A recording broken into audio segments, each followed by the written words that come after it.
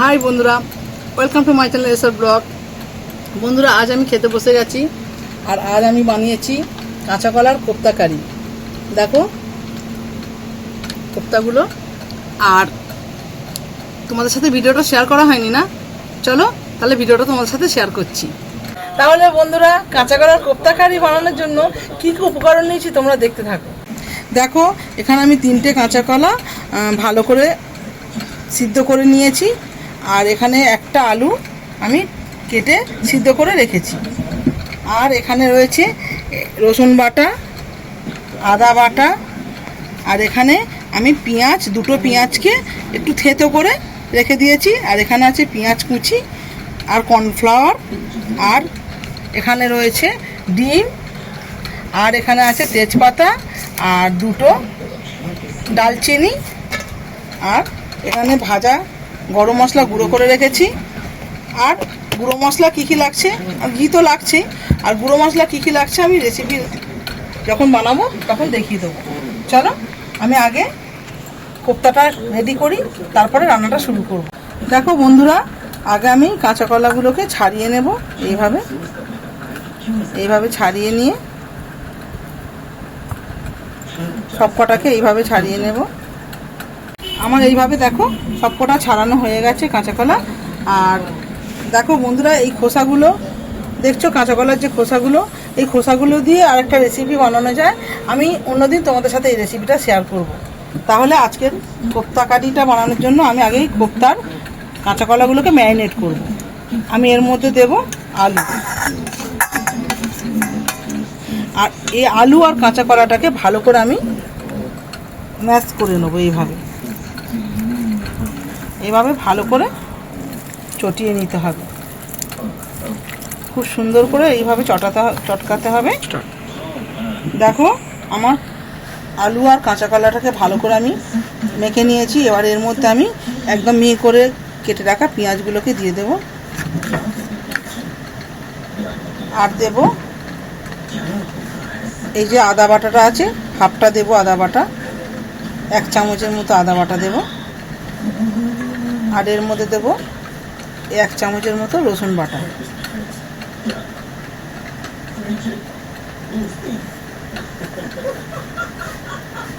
এইবারে দেব জিরে গুঁড়ো,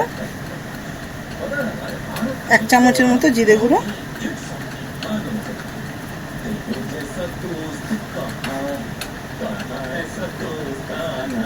ধনে গুঁড়ো। গ্রেভি বানাতে যে যে মশলা লাগবে প্রায় সব মশলাই এর মধ্যে পড়বে। এবার দেব হলুদ, এবার দেব স্বাদ মতো নুন,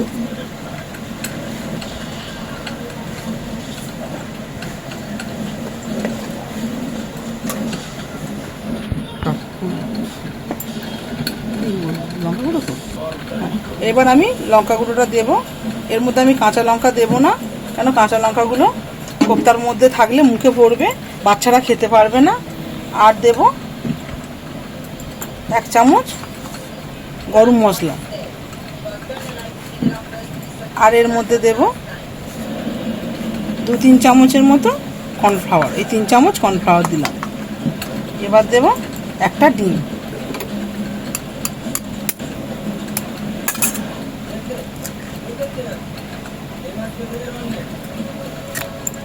এবার এটাকে আমরা ভালো করে মাখিয়ে নেব।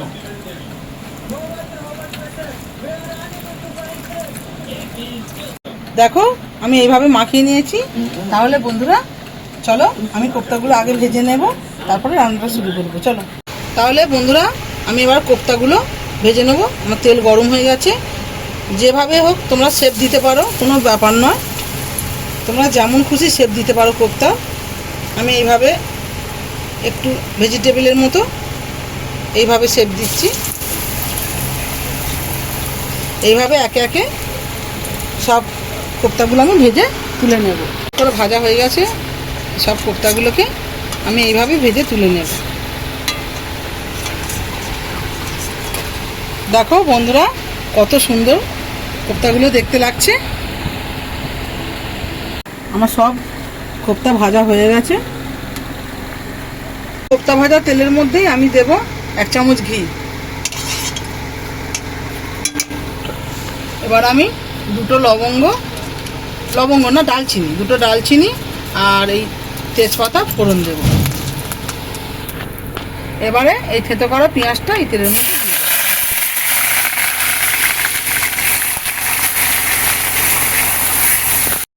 দেখো পেঁয়াজটা আমার হালকা ভাজা ভাজা হয়ে গেছে। এবার আমি রসুন বাটা দেব, 1 চামচ রসুন বাটা।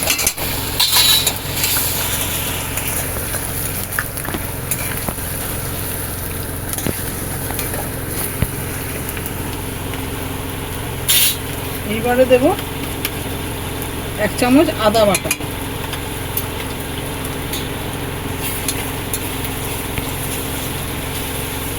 স্বাদ মতো নুন দেব। এবারে পরিমাণ মতো হলুদ দেব। এবার আমি লঙ্কা গুঁড়ো দেব। এবার এটাকে ভালো করে কষাবো। আমি 1 চামচ জিরে গুঁড়ো দিলাম, আর দেব 1 চামচ ধনে গুঁড়ো।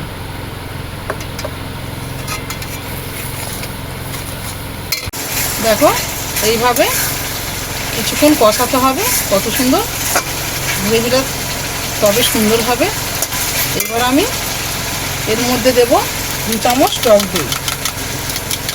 আমি দইটা দেখাতে ভুলে গেছিলাম বন্ধুরা, এর মধ্যে আমি দেব 2 চামচ টক দই। আর তোমরা যদি টমেটো অ্যাড করো তাহলে টক দইটা দেবে না, আমি টমেটো দিইনি সেই জন্য টক দইটা দিচ্ছি।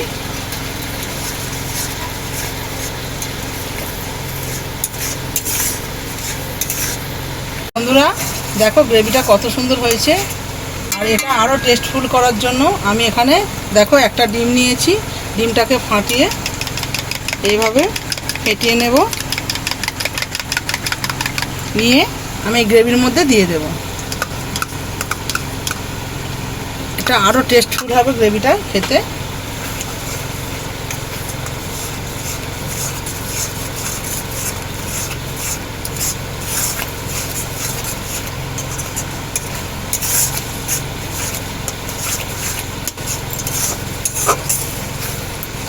কত সুন্দর দেখতে লাগছে দেখো। এইবারে আমি সামান্য জল দেব, একদম সামান্য দেব, খুব বেশি দেব না। কেন আমার কোপ্তাগুলো তো নরম সফট, এটা বেশি জল লাগবে না।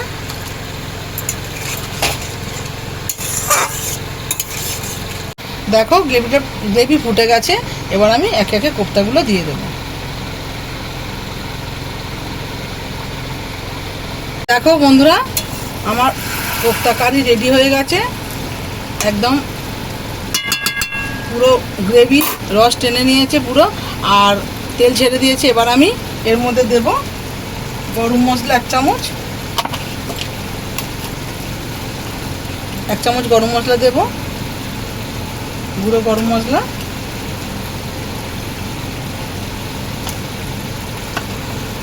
আর দেব এই 1/2 চামচের মতো ঘি।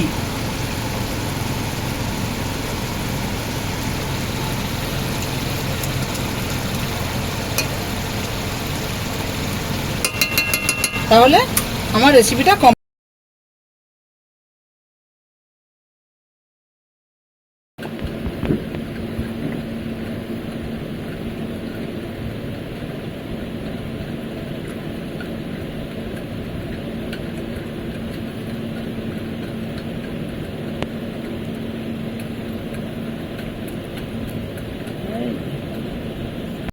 তাহলে বন্ধুরা রেসিপিটা প্রথম থেকে দেখেছো তো আমি কিভাবে কোপ্তা কারিটা বানিয়েছি। তোমরাও বাড়িতে ওইভাবে ট্রাই করবে, আর বাচ্চারা খুবই পছন্দ করবে যারা কাঁচা কলা খায় না। আর যারা নিরামিষ খাও তারা ভাবছো যে আমরা কিভাবে বানাবো, তোমরা পেঁয়াজ রসুন আর ডিমটা স্কিপ করে দেবে না, ওর বদলে হিং অ্যাড করে দেবে। হিঙে নিরামিষ তরকারি ভালো লাগে। আর তোমরা যদি চাও যে আমি বানিয়ে তোমাদেরকে দেখাবো, কমেন্ট করে অবশ্যই জানাবে। আর ভিডিওটা যদি ভালো লেগে থাকে লাইক কমেন্ট শেয়ার অবশ্যই করবে। তাহলে দেখা হচ্ছে আর একটা নতুন ভিডিও, নতুন রেসিপি। Tata, by.